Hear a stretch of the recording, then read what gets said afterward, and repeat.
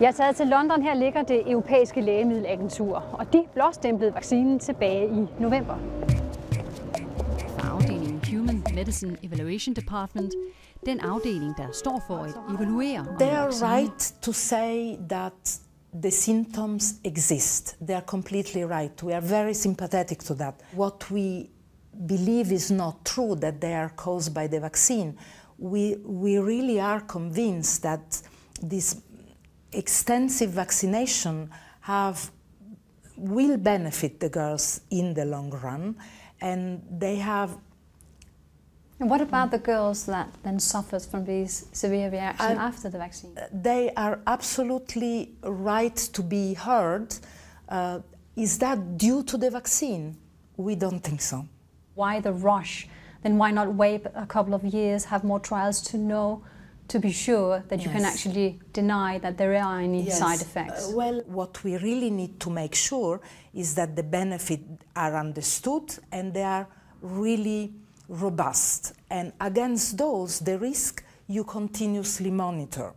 So to delay access of a medicine like a vaccine that prevents millions, hundreds of thousands of cases of cancer, it's not, in our view, a good strategy to protect the patients. You will never have a black and white answer. The best answer that we can provide is reassurance that, in our view, the benefit outweighs the risk. So, yes, sorry to interrupt. It's just you concluded that this vaccine has no connection to POTS, for example. Yes. And they say they do not think you have the evidence to either deny or to prove that.